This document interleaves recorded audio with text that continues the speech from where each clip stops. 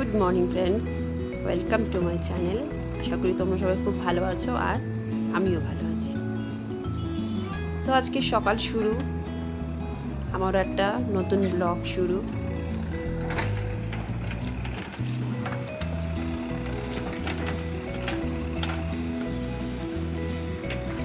দেখো আমাদের সামনের মাঠটা পরিষ্কার করছে বুলডোজার দিয়ে।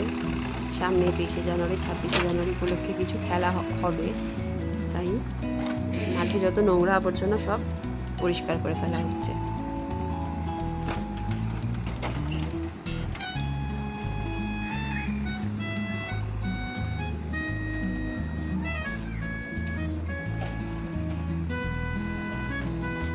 সকালবেলা ছাদে দাঁড়িয়ে একটু রোদ্দুর খেয়ে নিলাম, এরপরই সংসারের কাজে লেগে পড়তে হবে। দেখো বিলাতি ধনে পাতার গাছ লাগিয়েছিলাম, বেশ সুন্দর বড় বড় হয়েছে, খুব ভালো লাগে বিলাতি ধনে পাতার গন্ধটা।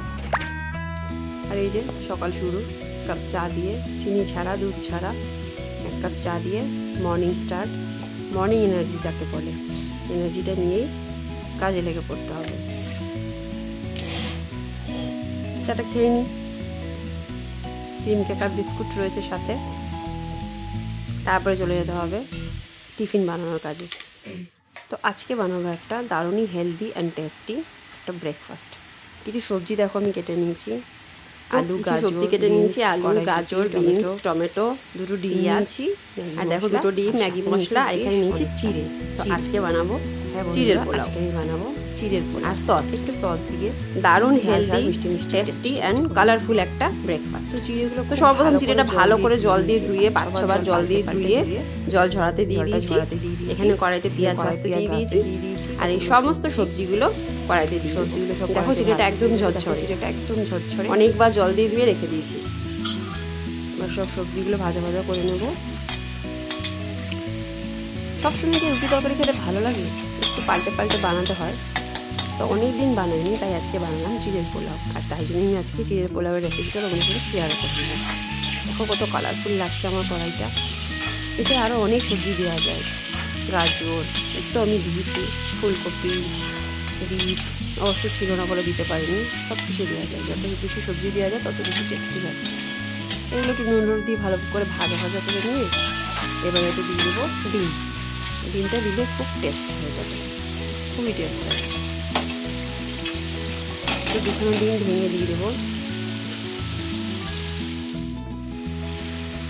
আর ডিমটা মাঝখানে একটু জায়গা করে নিয়ে দিয়েছি, দিয়ে এবার কন্টিনিউ নাড়তে থাকবো, গ্যাসটা বাড়িয়ে দিয়ে নাড়তে থাকবো যাতে এটা বেশ ভুজিয়া টাইপের ঝুরঝুরে হয়ে যায়।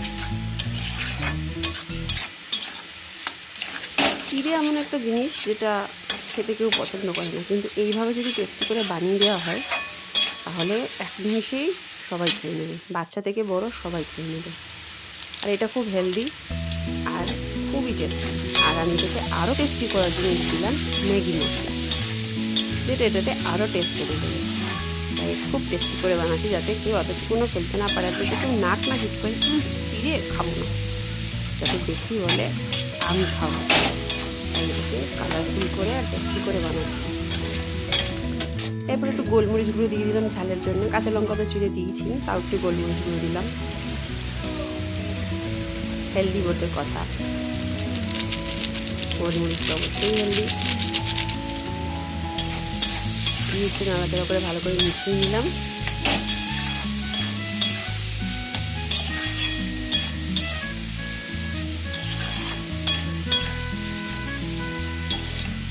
আর এবারে তো আমি অ্যাড করবো tomato sauce. Sweet and hot যে সসটা থাকে সেটা, ঝাল মিষ্টি একটা যে সস থাকে সেটা অ্যাড করে দিলাম ভালো করে। এটা আরও বেশি টেস্টি হয়ে গেলে আরও বেশি কালারফুল হয়ে গেল। এবার যাতে আমি আস্তে আস্তে চিড়েগুলো অ্যাড করব। দেখো একদম ঝরঝরে চিড়ে, অল্প অল্প করে মিশাচ্ছি, সবটা একসাথে ঢেলে দেবো না। তো রেডি হয়ে গেছে, লাস্টে দিয়ে দিলাম ধনে পাতা। এটা দিতেই হবে, ভালো লাগে দিতে খুব। দেখো একদম ঝরঝরে হেলদি অ্যান্ড টেস্টি চিড়ের পোলাও আমার রেডি, সকালের টিফিন রেডি। চলো এনজয় করি এই দারুণ খাবারটা। তোমরা কিন্তু অবশ্যই বানাবে আর খেয়ে বলবে কেমন হয়েছে। আমার রেসিপিটা কিন্তু ফলো করো যদি চেষ্টা করো তো। কারণ যার যার রান্না নিজের নিজের মতন থাকে। আমি যেভাবে বানাচ্ছি হয়তো আমার থেকেও ভালো পদ্ধতিতে কেউ বানাও, তবুও আমারটা একবার টেস্ট করে দেখো কেমন লাগে। তো চলো টিফিন সেরে নিই, তারপরে দুপুরে রান্নাবান্না আছে। এখানে বড় বড় করে আলু ভাজতে দিয়ে দিয়েছি। কী রান্না হবে বলো তো, দেখাচ্ছি, দাঁড়াও। আলুগুলো আগে ভালো করে লাল লাল করে ভেজে নিই। আর এখানে দেখো পেঁয়াজ, টমেটো, কাঁচা লঙ্কা, আদা, রসুন সব রেডি করে নিয়েছি। মশলা রেডি করতে হবে। এখানে হাঁড়িতে ভাত বসিয়ে দিয়েছি। আর এখানে কিছু বাসন জমেছিল বেশি, সমস্ত মেজে পরিষ্কার করে নিয়েছি। আর বর বাজার থেকে কি এনেছে বলো তো, চলো আলুটা একটু উল্টে পাল্টে দিই।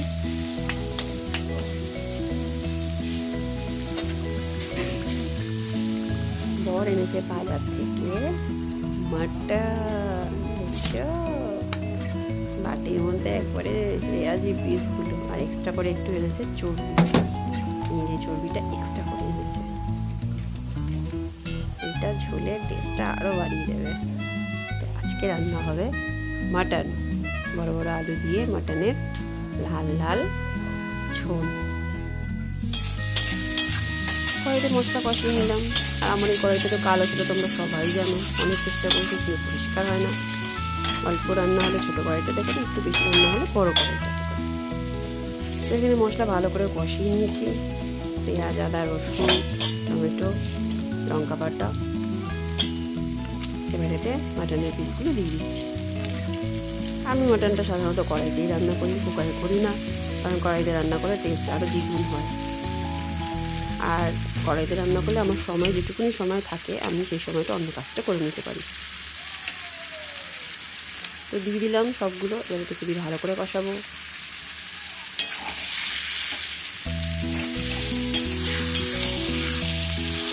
অনেকদিন পর মাটন এনেছি, প্রায় কিছুদিন আমি মাটনটা আমরা খাই, তবে কম খাই, কারণ বলেছি না বরের হাই প্রেশার, আমার একটুখানি সুগার আছে, তাই আমরা মাটনটা খুব কম খাই। 3-4 মাস বারে বারে খাই, সচরাচর খাই না। চিকেনটা সপ্তাহে 2-3 বার হয়ে যায়।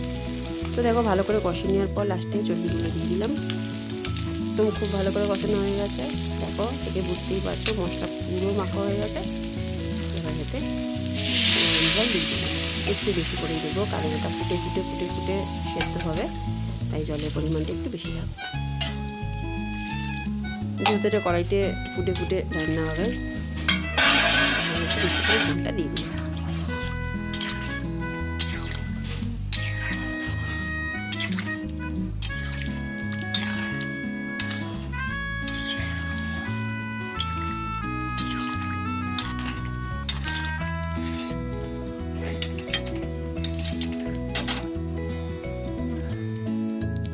থালা চাপা দিয়ে আমি চলে এলাম আমার কাজ সারতে।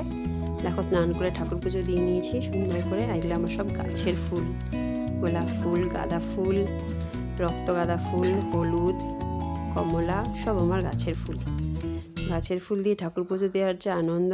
নীলকণ্ঠ ফুলটাও আমার গাছের, সাদা নীল 2 রকমের ফুলই ফোটে, সব আমার গাছের ফুল। গাছের ফুল দিয়ে ঠাকুর পুজো দিতে খুব মনে শান্তি লাগে, খুব। স্নান করে ঠাকুর দিয়ে নিয়েছি। এই যে দেখো আমার মামাই দুষ্টুমি করছে, কত রং ঢং করছে দেখো। এই দেখো চোখ মুখে রঙভঙ্গি করছে, দেখো গুন্ডা একটা। ওদিকে আমার মাটনটা গ্যাসে রয়েছে, গ্যাসটা কমিয়ে রেখে দিয়েছি। এবার যাবো গিয়ে দেখবো কি পজিশনে রয়েছে। দেখো ওকে কান ফুটিয়ে দিয়েছি, এবারে খুব ঠান্ডা পড়েছে তো, ঠান্ডাতে কান ফুটিয়ে দিয়েছি। পার্লারে নিয়ে গিয়ে বন্দুক দিয়ে ফুটিয়েছি। আর ওর বাবা ছোটো ছোটো 2 রিং বানিয়ে দিয়েছে, সেই রিংগুলো মেয়েকে কানে পরিয়ে দিয়েছি। 2 লাল পুঁতি দিয়ে দিয়েছি, দেখতে খুব ভালো লাগে বলে। আর এই দেখো চলে এলাম মাটনের কাছে, মাটন রেডি। দেখো ঝোল কত কমে গেছে, আর দেখো মাংস দেখো পুরো গলে গেছে একদম, এত সুন্দর সেদ্ধ হয়েছে মাংসটা, প্রত্যেকটা মাংস। এবার একটু নুনটা চেক করে নেবো, আর একটু ঘি গরম মশলা দিয়ে নামিয়ে নেবো, আর কিচ্ছু না। একটু ঘি দিয়ে দিলাম, আর একটু গরম মশলা গুঁড়ো দিয়ে নামিয়ে নেবো। গ্যাসটা বন্ধ করে দিই। একদম পারফেক্ট ঝোল। এই জন্য একটু প্রথমে বেশি করে জল দিয়েছিলাম, যাতে ঝোলটা ভালো মতন থাকে আর মাংসটা যাতে ফুটে ফুটে নরম হয়ে যায়। গরম মশলা গুঁড়ো দিয়ে দিলাম, গ্যাস বন্ধ করে দিয়েছি। একটু চাপা দিয়ে রেখে তারপর খাওয়ার জন্য বেড়ে নেব। তো দেখো এদিকে হাঁড়ি ভরে ভাত রান্না করেছি। মাটন হলে বেশি কিছু লাগে না বন্ধুরা, এক পদ দিয়ে মাটন দিয়ে শুধু খাওয়া হয়ে যায়। তো একটা ভাজা করেছি, সব কিছু মিশিয়ে একটা ভাজা করেছি, করলা পেঁয়াজগুলি সব মিশিয়ে, গাজর কড়াইশুঁটি। আর এখানে দেখো মাংসটা ভাত বেড়ে নিয়েছি সবার জন্যে। খাওয়া দাওয়া পর্ব মিটাবো এবার, একদম ধোয়া উঠছে মাটন থেকে। এই যে সেই ভাজাটা।